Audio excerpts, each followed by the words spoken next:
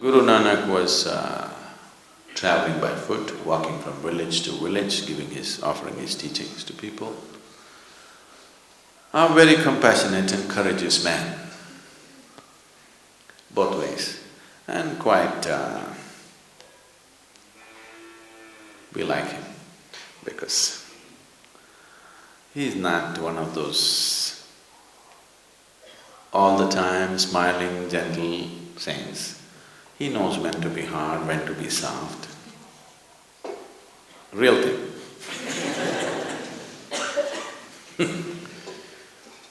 So one day, he happened to be a guest in a home of a very rich man in the area.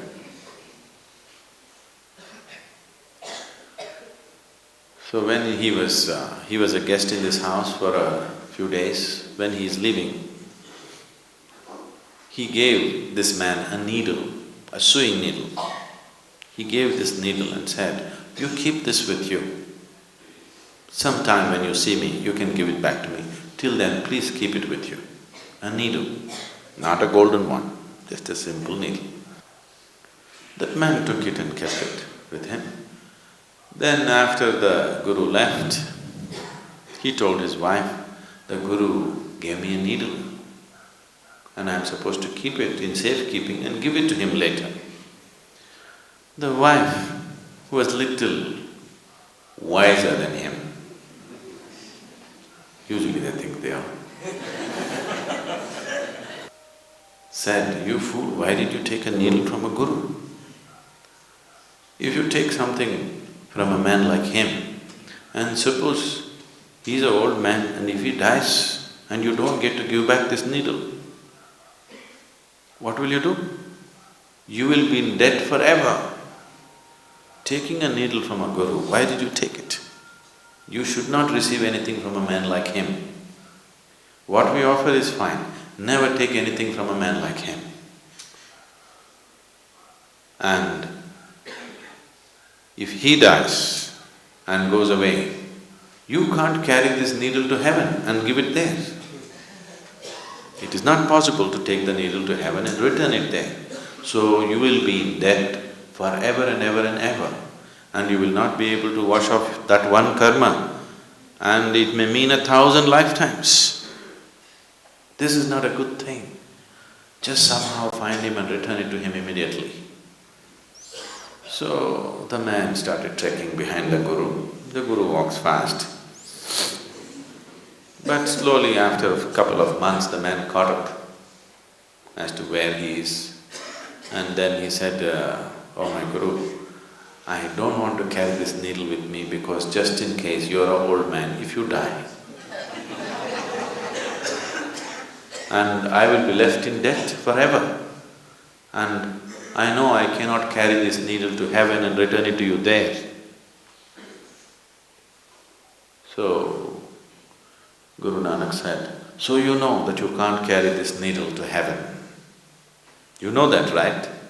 He said, "Yes." "Then when you know this, that you can't carry a needle, what are all these things that you're accumulating?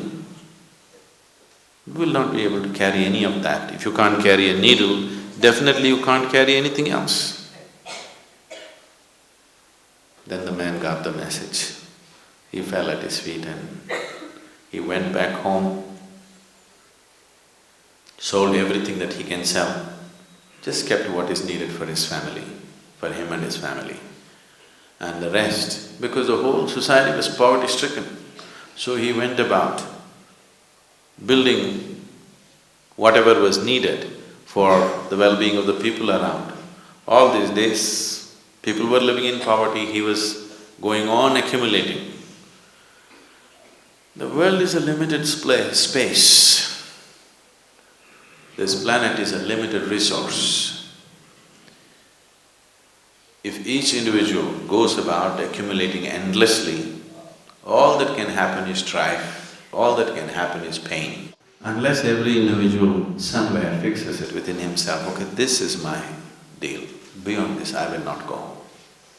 Rest of my capabilities, I will use it for everybody's well-being.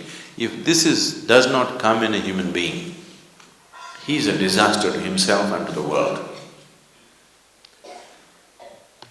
The disaster on this planet is not earthquake, not volcano, not a tsunami.